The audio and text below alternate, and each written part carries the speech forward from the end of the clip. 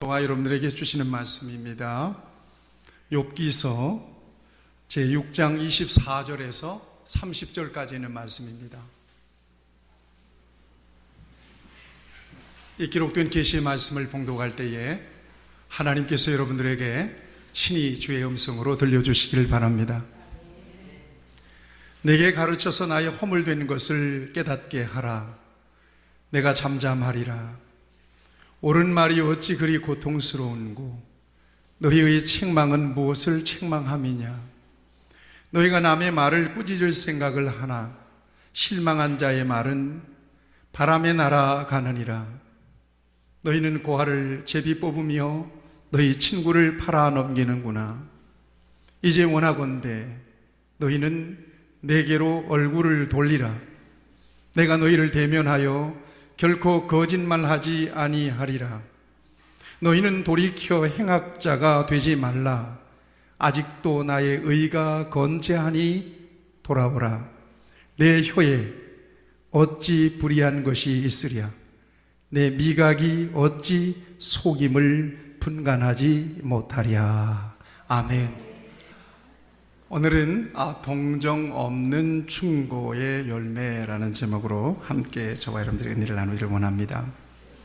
살면서 저와 여러분들이 여러 사람들을 만나는데 가끔 보면 주의 주장이 굉장히 강한 분을 만날 때가 있습니다. 일방적으로 말하고 도대체 어떤 말도 들으려고 하지를 않습니다. 무엇인가 말하려고 하면 자신의 논리와 주의 주장으로 단번에 제압해버려서 한마디도 말도 못하고 그냥 듣고만 있다가 돌아오는 경우가 있습니다. 분명히 그분이 하는 이야기가 틀리지 않습니다. 그럼에도 불구하고 다른 사람들은 소외감을 느껴요. 그래서 이다음부터는 그 사람하고 대화하지 않으려고 하죠. 사람들은 완벽한 사람보다 여백이 있는 사람을 좋아하는 것 같습니다. 뭔가 기댈 수 있는 공간, 뭔가 들어가서 앉을 수 있는 벤치가 있는 그런 공간을 가진 여백이 있는 그런 사람을 사람들은 대부분 좋아합니다. 이런 사람들은 대부분 다음과 같은 정서적인 특징을 가지고 있습니다. 첫째는 잘 들어줍니다. 말할 때 끊고 끼어들어가지 않습니다. 조금 지루한 얘기라도 진지하게 들어줍니다. 두 번째는 공감을 참 잘해줍니다. 눈을 마주치고 고개를 끄덕거리고 가끔은 표정을 통해서 기쁜 표정도 짓고 또 슬픈 얘기하면 슬픈 표정도 지으면서 공감을 참 잘해줍니다.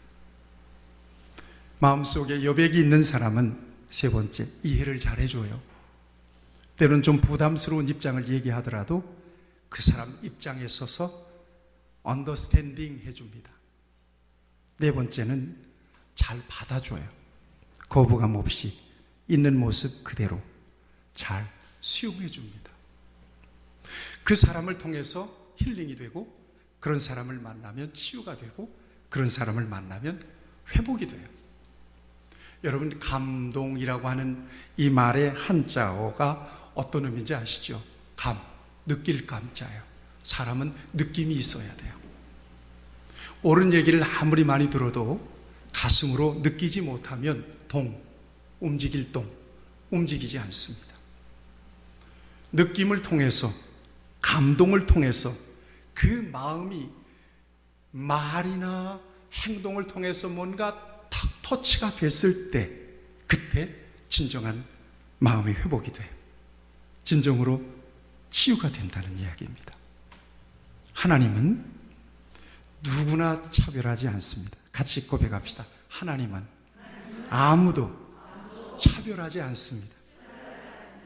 이게 하나님의 은혜, 이게 하나님의 사랑입니다. 하나님은 완전한 분이시지만 인간의 불완전함을 아시고 용납해 주세요. 배려해 주세요. 인간을 있는 모습 그대로 용납해 주시고 배려해 주세요. 십자가를 통해서 나타내 주신 사랑이 바로 그런 사랑입니다. 복음은 누구라도 초청해요. 누구라도 예수님 앞에 오면 예수님께서 용납해 주세요. 그래서 성경은 말씀해요. 누구든지 주의 이름을 부르는 자는 구원을 받으리라. 어떤 대상도 구별하거나 차별하지 않습니다. 하나님이 세상을 이처럼 사랑하사 독생자를 주셨으니 이는 저를 믿는 자마다, 그를 믿는 자마다 누구든지 다 하나님은 안아주세요. 너는 내 사람이다. 너도 구원받았다. 나는 너를 사랑한다라고 안아주세요. 여러분, 이게 복음이에요. 이게 하나님의 사랑이에요. 이 사랑으로 저와 여러분들을 구원해내셨어요. 그 사랑 안에 저와 여러분들이 들어가 있어요. 지금 내 의 때문에, 나의 출신이나 나의 배경이나 나의 어떤 특별한 점 때문에 하나님이 그걸 바라보시고 나를 부르신 것이 아니라는 말씀입니다. 이게 하나님의 사랑입니다. 영접하는 자, 곧 그 이름을 믿는 자들은 전부 다 하나님의 자녀가 돼요. 곧 예수 그리스도를 믿음으로 말미암아 모든 믿는 자에게 미치는 하나님의 의인이 차별이 없느니라. 같이 합시다. 하나님의 사랑은 차별이 없습니다. 그래서 누구든지 하나님을 만나면 치유돼요. 누구든지 하나님을 만나면 회복을 경험해요. 여러분, 십자가를 바라보면 십자가 안에 나 일그러진 모습이 있는 거예요. 그 형편없는 모습이 있는 거예요. 찢기고 상한 얼룩진 내 모습이 있는 거예요. 그런데 하나님이 십자가의 사랑, 독생자를 버리시면서까지 일그러져 버리고 아무런 쓸모없는 나를 품고 계시는 그 사랑이 전해지니까 내가 감동하는 거예요. 그래서 기독교의 정신은 황금률인데, 황금률의 정신은 남을 배려하는 것이 골자예요. 같이 할까요? 배려하라, 공감하라, 이해하라, 받아주라. 이것이 바로 십자가의 사랑이에요. 그래서 십자가를 경험한 사람은 누구도 비판하지 않아요. 왜요? 나도 그 십자가의 은혜를 입었기 때문에. 그러므로 무엇이든지 남에게 대접을 받고자 하는 대로 너희도 남을 대접하라. 이것이 율법이요 선지자니라. 신앙은 하나님과 나와의 관계. 그런데 신앙이 표현되는 현장은 우리의 삶의 자리예요. 나와 늘 만나고 나와 친밀하게 소통하는 그 어떤 사람을 통해서 하나님을 향한 나의 신앙이 표현돼요. 하나님께서 내게 베풀어 주신 사랑이 전달돼요. 그러니까 인간관계 속에서 저와 여러분들을 향하신 하나님의 사랑이 저와 여러분들을 통해서 전해지는 거라는 말씀입니다.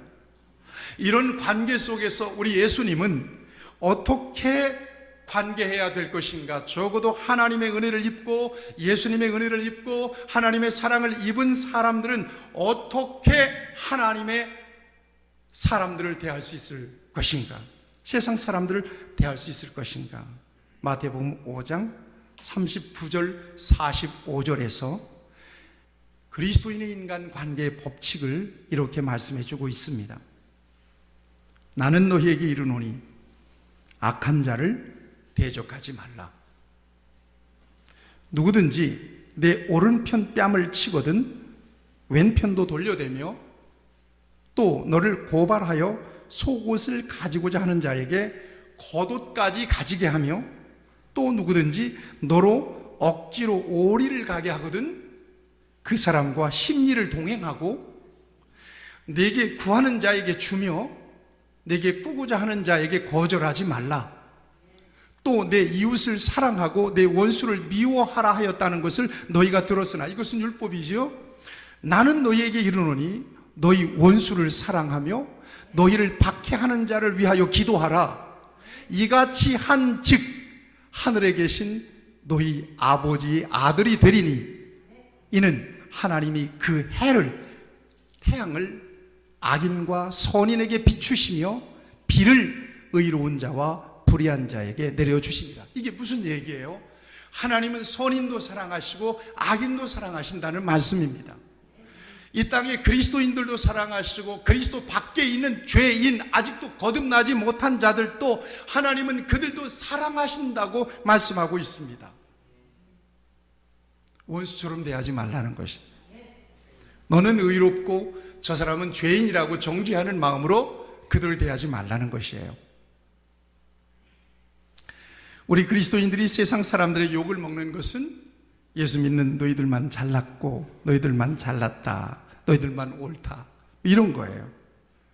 그리고 믿는 자들이 바르게 사는 것 같지도 않은데, 적어도 세상 사람들이 볼 때는 그렇습니다.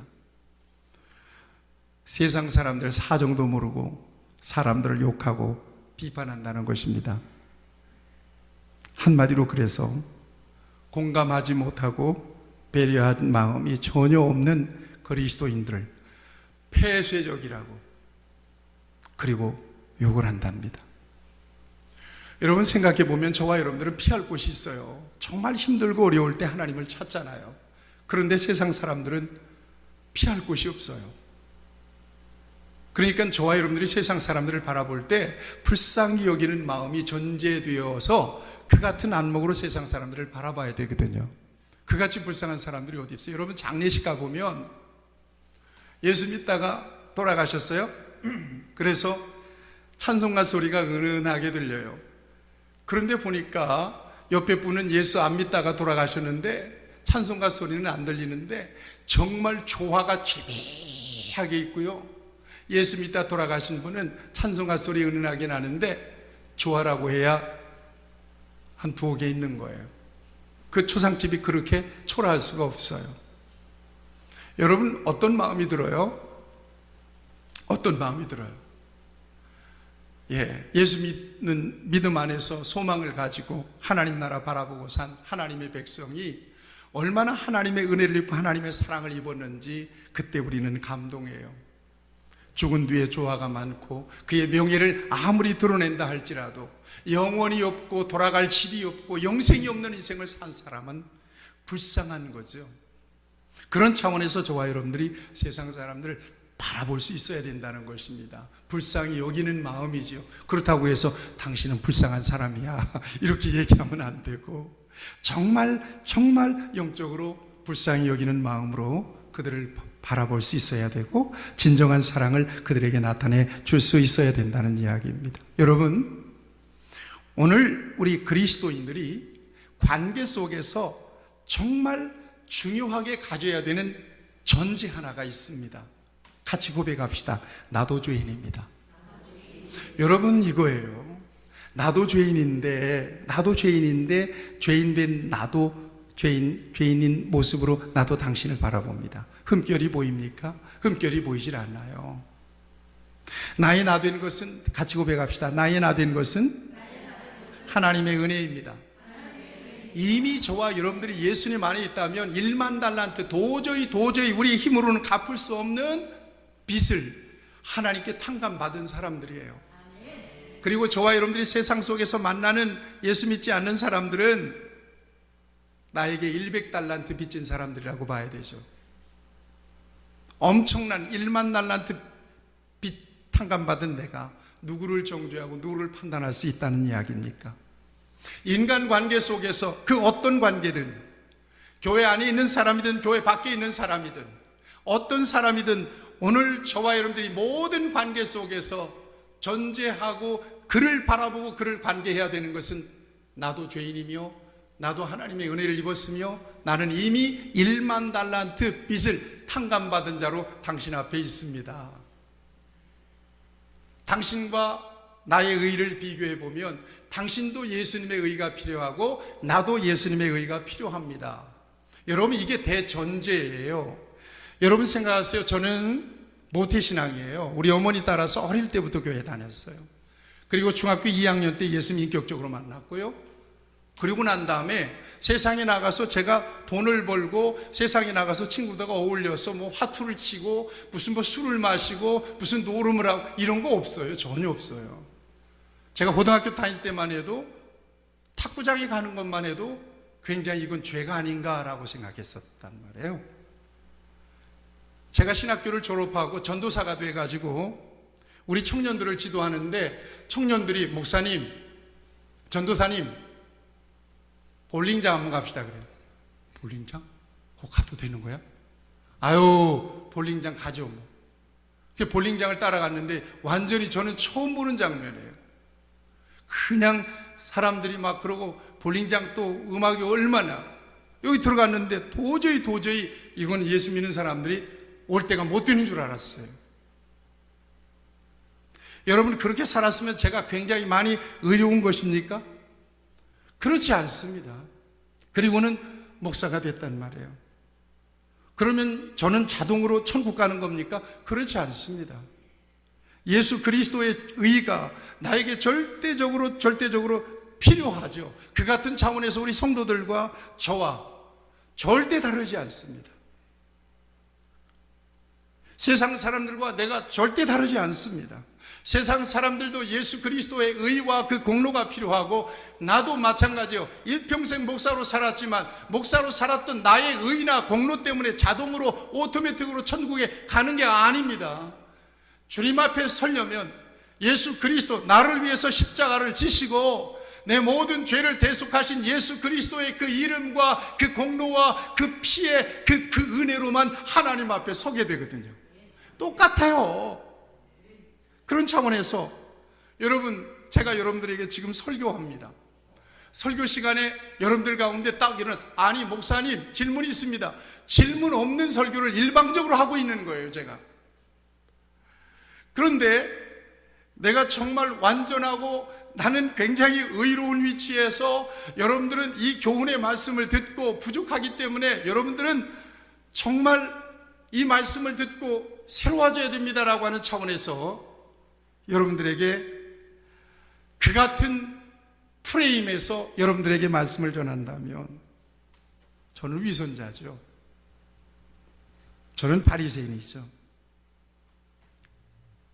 여러분, 저는 여러분들에게 하나님의 말씀을 전달해 줄 뿐이에요. 전달자.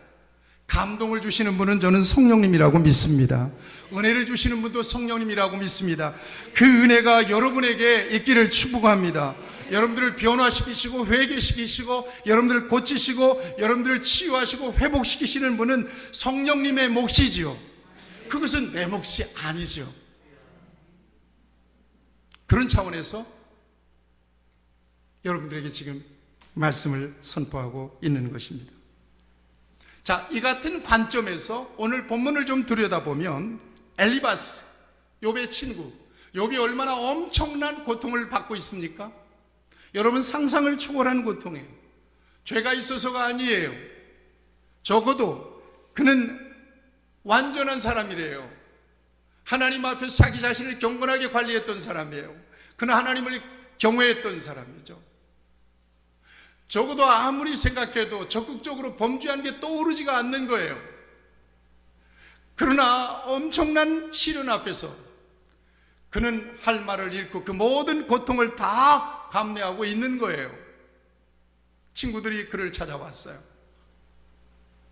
얼마나 욥의 고통이 심했던지 그를 알아보지 못할 정도로 망가져 있는 그를 보고 옷을 찢으면서 죄를 뒤집어 쓰면서 친구들도 함께 슬픔을 같이 합니다. 그리고 일주일 동안 조용히 침묵 속에서 친구의 고통을 바라보고 친구의 고통의 원인이 어디에 있는지를 묵상했을 것입니다. 심지어 친구들 앞에서 욥이 이 세상에서 태어난 나를 저주하면서 차라리 내가 죽었더라면, 그때 우리 어머니가 나를 사생아로 출생했더라면 얼마나 좋았을까. 죽은 자들이 너무 부러운 거예요. 그 정도로 고난이 극심했어요. 시련이 극심했어요. 여러분,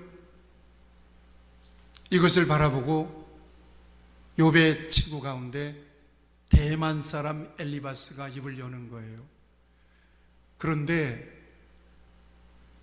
욥을 충고하는 거죠. 이건 위로도 아니고 충고도 아니거든요. 일주일 만에 대만 사람 엘리바스, 욥의 절친한 친구가 욥에게 하는 말의 골자는 하나님이 너를 판단하시고 하나님이 너에게 징계하고 계시는 기간이라는 거예요. 여러분 5장 17절 말씀을 주목해 보시죠. 5장 17절 말씀입니다.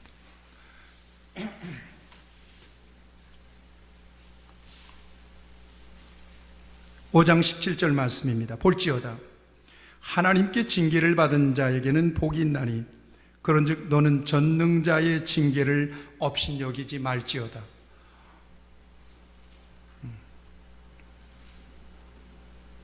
제가 부목사 때 굉장히 가슴 아픈 그 장례를 치러봤습니다.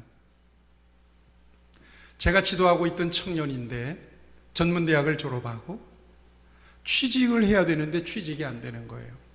근데 얘가 정신적으로 방황을 했어요. 그 집안의 신앙은 굉장히 뿌리가 깊은데 얘가 취직이 안 되니까 친구들과 어울려서 술을 먹기 시작했습니다. 그리고는 괴로우니까 집에서도 안 자고 친구 집에 가가지고 하루 저녁을 자고 거기서 이제 밤새껏 술도 마시고 그러면서 새벽녘에 집으로 걸어오는 신장로에서 봉고차가 그를 못 보고 덜컥 친 거예요. 저는 잊을 수가 없어요. 갑자기 차려진 아들의 영정 앞에서 이 권사님이 피 묻은 아들의 옷을 끌어안고 그 울부짖는데 이거는 상상을 초월해요. 이미 애는 떠났어요.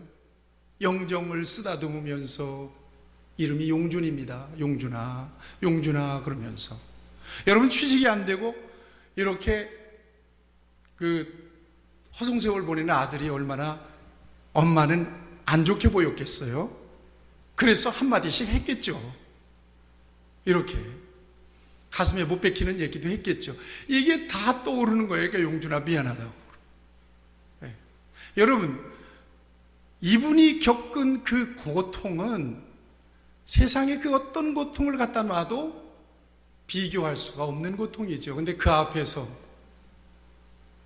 여러분 하나님의 말씀을 전한다고 다 하나님께서 우리의 부족과 우리의 잘못 때문에 이런 징계를 받습니다. 이래버리면 초상집에 불을 놓는 거죠. 그럴 수 있습니다. 하나님은 죄와 불의에 대해서 반드시 심판하시고 징계하실 수 있습니다. 왜냐? 하나님은 공의로우신 분이시기 때문에 그렇습니다. 말은 맞습니다. 그렇지만 그 말이 그 현장에 적용되고 그 영혼을 살리고 그 심령을 일으킬 수 있는 말은 아니었다라고 하는 것입니다. 엘리바스의 말이 그렇다는 거예요.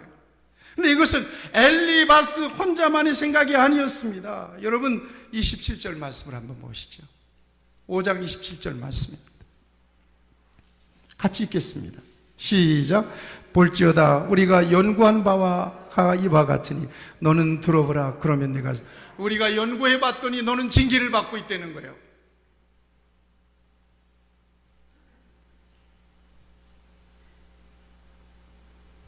여러분 혹시 그렇게 하지 마세요. 우리 성도들 가운데 어려움을 겪거나 질병을 앓거나 아니면 여러 가지 고통스러운 상황을 만난 성도들이 있다면 그냥 그 있는 모습 그대로 받아주세요. 그리고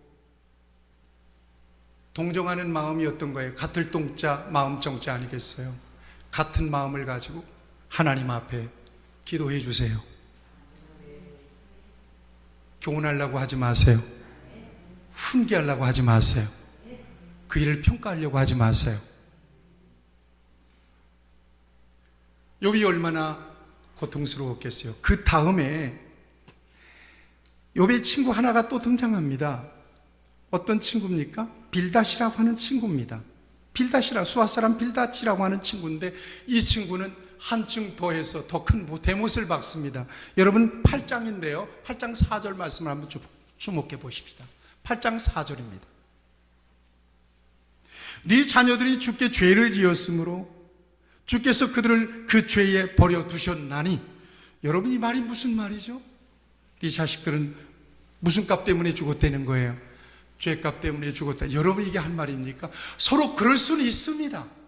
우리가 하나님의 의의 기준을 모르기 때문에 하나님이 자식들의 숨겨진 죄 때문에 자식들의 생명을 거둬가실 수도 있었을 것입니다. 그렇지만 제3자의 입장에서 네 자식들이 죄 때문에 죽었다는 말을 절대 그 상황에서 꺼내서는 안 되는 말이었다는 것입니다.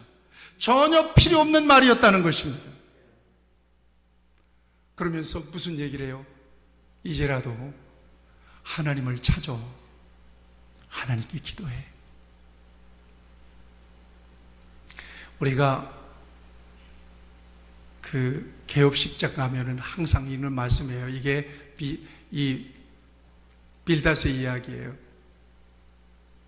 너 부지런히 찾아 하나님께 전능하신 이에게 빌어.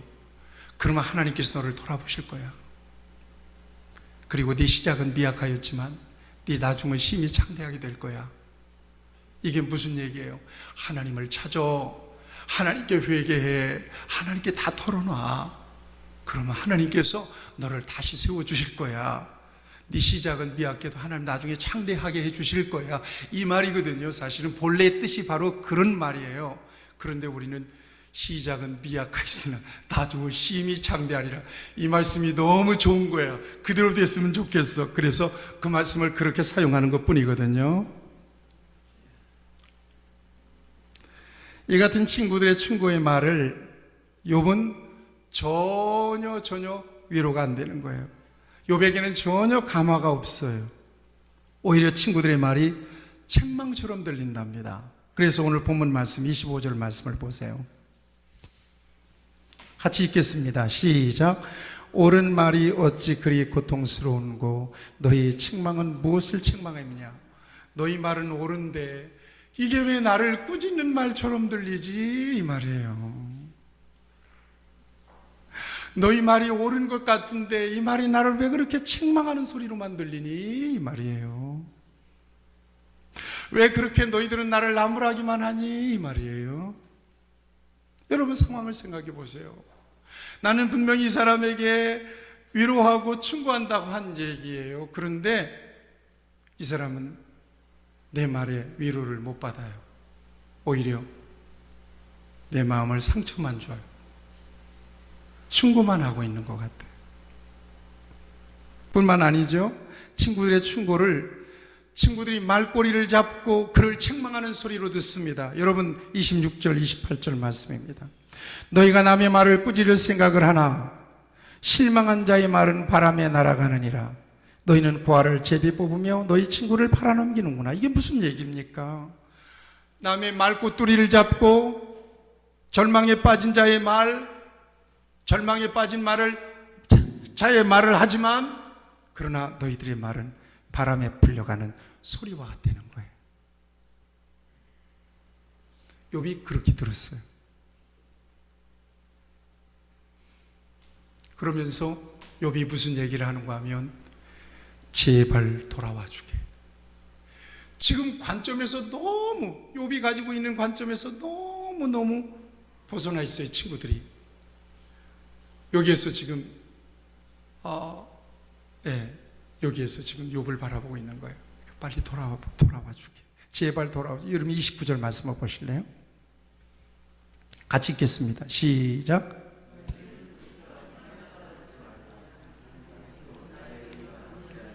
그렇습니다. 돌아와 주게. 너무 억울하게 나를 대해주지 말게. 어서 돌아와 주게. 나에게는 아무 잘못도 없다네. 분명히 얘기해요. 친구들은 욥을 정죄하지만 그 죄로 인하여 욥이 하나님의 징계를 받는다고 지금 정죄하고 있지만 욥은 스스로 생각해요. 나 아무 죄 없어. 여러분 이게 욥의 교만일까요?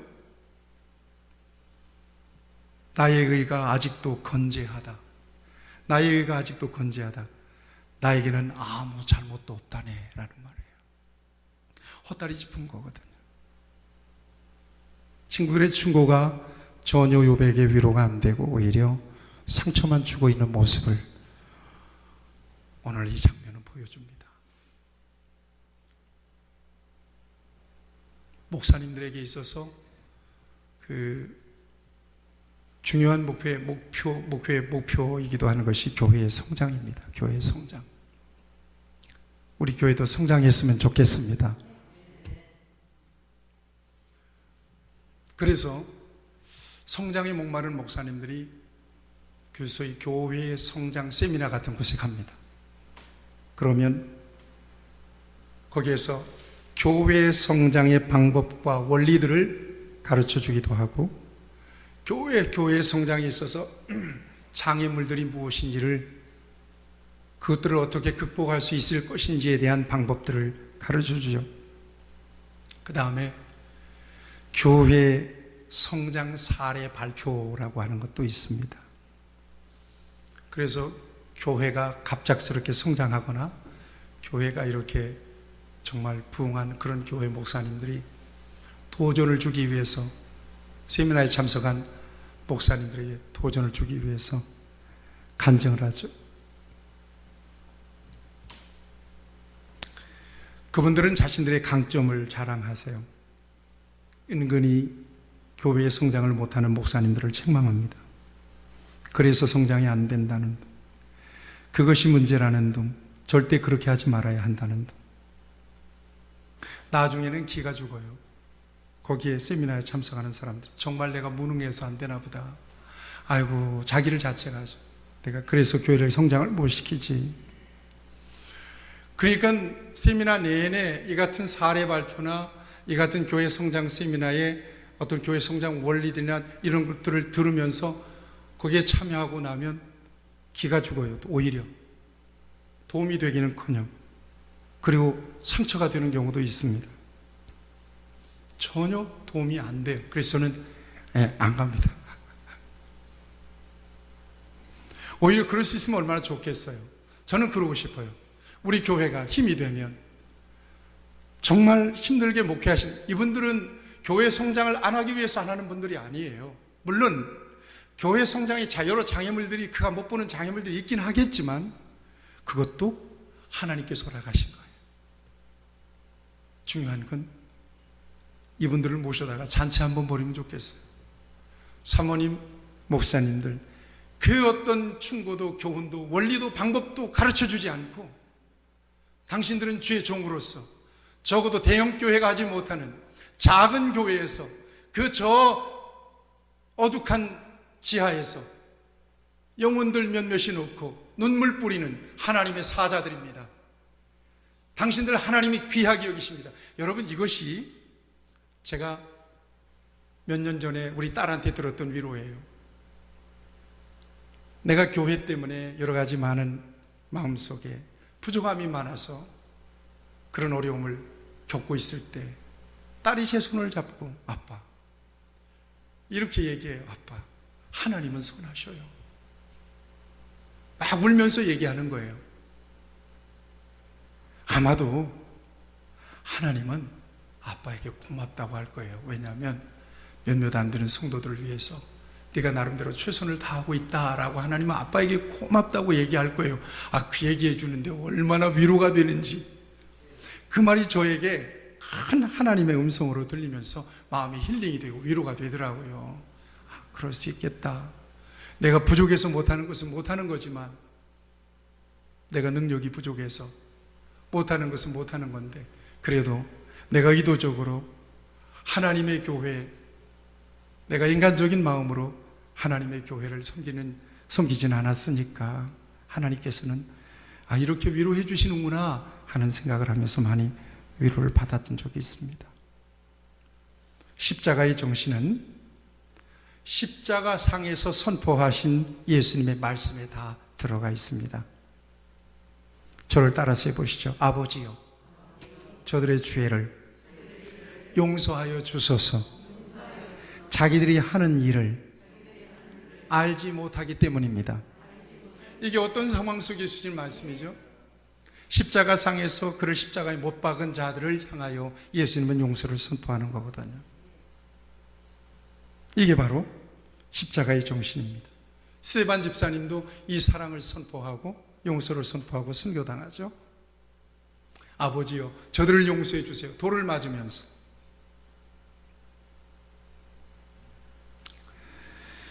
여러분, 올바른 말이 아닙니다.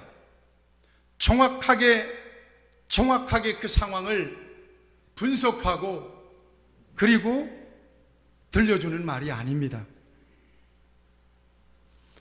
정확한 이야기, 올바른 말은 율법보다 더 올바른 말이 없습니다. 그렇지만 그것 가지고는 사람들을 위로 못하고 구원 못합니다. 긍휼히 여기는 마음, 같이 할까요? 긍휼히 여기는 마음. 여러분, 이것이 동정하는 마음입니다. 이게 긍휼의 마음입니다. 그 마음이 들어가지 않은 그 어떤 말로도 사람을 절대로 감화시킬 수는 없습니다. 위로할 수는 없습니다. 그래서 우리 예수님은 긍휼히 여기는 자는 복이 있나니 그들이 긍휼히 여김을 받을 것이니요. 올바른 말이 아니에요. 나도 십자가의 은혜 안에 있다는 자기 고백으로 상대방을 대하는 것입니다.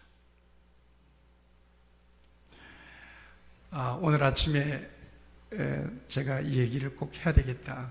그래서 온라인에서 제 친한 친구가 있습니다.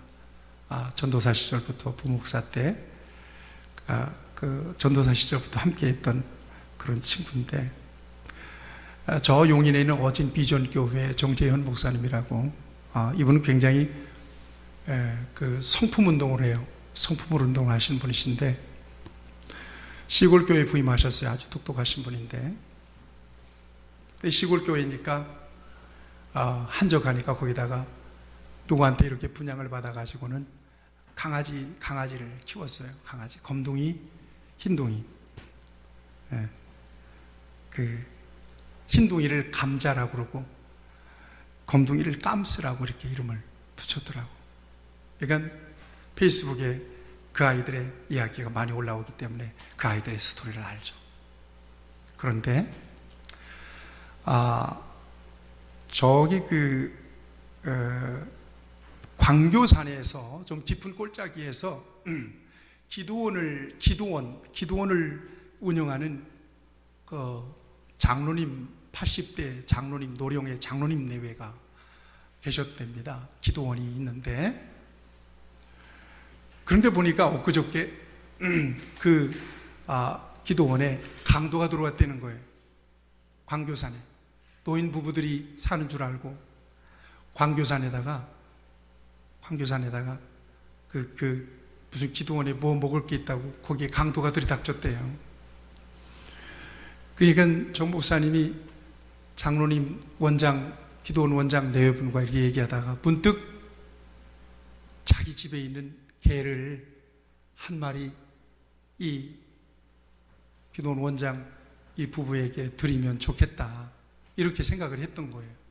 그래서 애지중지하게 길렀던, 그래서 검둥이하고 감자하고 집이 이렇게 마주 보고 있는데 서로 개지만 얼마나 소통했겠어요, 그죠? 그런데 이 검둥이 한 마리를 갖다가 큰 개를 갖다가 기도원 원장님 부부에게 준 거예요. 이거 적적하지 않게 사람들이 오면 찍고 이제 그러니까. 그러니까 그걸 갖다 주면서 그 원장 내외가 그 검둥이를 안고 막 좋아하는 거를 동영상으로 찍어서 또 올렸더라고. 그런데 허전한 거예요, 목사님이. 그리고 또 하나, 이분은 성품 운동을 하신 분이잖아요. 아무리 짐승이지만 이 감자, 흰둥이, 이 감자가 늘 아침에 일어나고 늘 같이 놀고 했던 이 껌둥이가 한 마리가 없어졌으니까 얼마나 힘들까. 얘가 짐승이지만 이걸 생각한 겁니다. 그러면서 고민을 했나 봐요, 이 목사님이. 그래가지고 오늘 아침에 올라온 메시지예요. 이 감자를, 짐승은 짐승끼리 외롭고 족종할 텐데 같이 소통하는 게 좋겠다. 그래서 이 감자 흰둥이까지 아예 장로에게 갖다 바쳤어요. 그러니까 검둥이와 감자하고 같이 이제 살게 됐죠. 그런데 그렇게 했다고 해서 내가 얼마나 기쁘는지 몰라요. 저는 시골에서 이 강아지들하고만 자랐잖아요. 그러니까 상황이 그려지는 거예요. 깜스를 보냈으면 감자가 얼마나 외롭고 깜스도 얼마나 외로울까, 그런 생각을 하고 있던 차에 요놈도 갖다 줬다고 하는 이야기를 듣고는 제가 너무 기쁜 거예요. 그래서 메시지로 정말 잘했다고, 정말 잘했다고, 나 지금 예배 올라가야 되는데 잘했다고, 참 잘했다고. 목사님은 좀 적적하겠지만 참 잘했다고. 여러분, 오늘 저와 여러분들이 가져야 되는 마음은 어떤 거예요? 미물일지라도, 그 어떤 사람일지라도 여러분 동정하는 마음을 가져주는 거예요. 여러분, 그 마음이 얼마나 좋은 마음인지 모르겠어요. 저는 그저께 하지정맥류 수술을 했습니다. 하나님의 은혜로 여러분들이 기도해 주셔서 잘 정맥류 수술을 하고 지금 이렇게 강단에 섰습니다. 근데 요즘 코로나 때문에 이 환자로 병원에 들어가면 감옥살이 해야 돼요. 아내라도 옆에 있으면 서로 대화라도 하고 그러면서 병원 생활을 할 텐데, 짧은 병원 생활이지만. 그래서 병원에 오랫동안 입원해 계신 분들 정말 여러분들이 기도 많이 해주셔야 합니다. 그런데 누구도 못 들어가요. 병원에 들어가는 게 얼마나 힘든지 몰라요. 이렇게 임시 표차를 하나, 증을 하나 받아가지고 이걸 하루 동안 쓸 수 있어요. 그거 없으면 나가야 돼요. 누구도 안 돼요. 그리고 입원 환자 절대 면회 금지예요. 그 대신에 빨간 배를 누르라고 그래요. 빨간 배를 누르면 간호사들이 총알같이 달려와요. 그래서 물도 떠다주고 도와주거든요. 그런데 수술을 하고 그날 저녁에 이 통증 때문에 잠을 올 수가 없는 거예요. 간호사를 부를 수도 없고, 그 옆에 누가 있었으면, 서로 참 우리 아내가 있었으면 얼마나 좋을 텐데 아내도 못 들어오고 혼자 아주 정말 힘들어요. 그리고 그 밤을 보내고 그리고 아침을 맞았습니다. 그런데 아침에 아주 천사 같은 목소리로 박상기님 그러는 거예요. 그래서 네 그랬더니 아마 수간호사였던 것 같아요. 수간호사가 저한테 밤새 잘 주무셨어요? 많이 아프셨죠? 조금만 지나면 괜찮아요.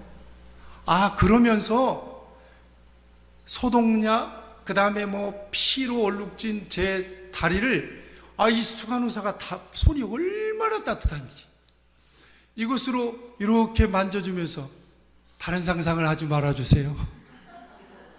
내 다리를 만져주면서 아이고 많이 애쓰셨어요. 고생하셨어요. 이제 퇴원하시면 곧 좋아질 거예요. 그러는데 여러분, 제가 고대병원, 이 병원에 상처가 있거든요.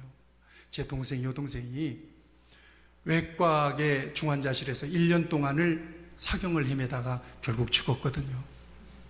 그러니까 제가 병원에 지나가면 병원 별로, 그 다음에 3층 외과계 중환자실 쪽으로 가면 그 트라우마가 저에게 있는 거죠. 그런데 그 트라우마를 이번에 깨끗이 상처를 치유받았습니다. 여러분, 우리 동네에 있는 저 병원이요, 굉장히 좋은 병원입니다. 정말 좋은 병원이더라고. 깨끗이 치유됐어요. 그 수간호사의 그 따뜻한 말 한마디와 저의 상처로 얼룩진 지저분한 저의 다리를, 그 부드럽고, 다른 상상하지 마세요, 부드럽고 따뜻한 손길로 쓰다듬어 주는데 이건 다 치료됐어요. 그 순간에 나는 저 병원이 대한민국에서 최고의 병원이라 나는 그렇게 자부합니다. 사랑하는 여러분, 이것이 바로 우리 하나님께서 우리에게 주신 사랑입니다. 100마디 1000마디 옳은 말보다도 진정 마음이 담긴 한마디의 말이 사람을 일으키는 힘이 되는 거거든요. 고난받는 사람, 아픔이 있는 사람, 슬픔을 당한 사람, 낙심한 사람, 여러분들이 그렇게 섬겨주시기를 축복합니다. 그래서 예수님이 얼마나 좋은 분인지를 경험시켜 주시기를 바라고, 예수 믿는 사람들이 얼마나 좋은 사람인지를 경험시켜 주기를 원하고, 교회가 얼마나 좋은 곳인지를 경험시켜 주시기를 바랍니다. 오늘 여러분들이 예배를 드리고 세상에 나가면 세상을 치유하고 회복시키는 진정한 위로자로 사시는 여러분들이 되시기를 우리 주님의 이름으로 축복합니다. 기도하십시다. 오늘 말씀을 여러분들의 마음속에 새기면서 잠시 기도하세요. 내가 얼마나 충고하기 바빴나. 내 말이 틀리진 않았지만 내 말을 듣고 사람들이 위로를 얻고 치유를 받지는 못했습니다. 어쩌면 나보다 못한 사람들에게 충고하면서 은근히 우리의 의, 우리의 공로를 은근히 드러낼 수도 있습니다. 나는 당신 같지 않아. 우리가 회개합니다. 100마디 1000마디 옳은 말, 그걸로는 사람을 구원할 수가 없습니다. 위로받지 못합니다. 깊이 그 사람을 동정해야 합니다. 예수님의 마음으로. 그래야 그 영혼이 살아나고 그 삶이 회복됩니다. 세상에 나가셔서 그러셔야 합니다. 함부로 정죄하지 마세요. 예수 안 믿고 엉망진창 살아도 하나님은 나와 똑같이 그를 사랑하십니다. 그를 판단하면 안 됩니다. 그랬던 것을 회개하셔야 합니다. 사랑의 아버지 하나님, 우리가 고난당하고 환난당하고 시련당하고 어려움을 겪고 있는 사람들 앞에서 늘어놓았던 틀에 박힌 조언, 긍휼이 없는 책망이 고통당하는 사람들에게 더 큰 고통과 아픔과 괴로움이 되었음을 오늘 우리는 깨닫습니다. 예수님처럼 잠잠한 위로자가 되도록 하나님께서 우리를 사용하셔서 우리 주님의 사랑이 얼마나 크고 예수 믿는 사람들이 얼마나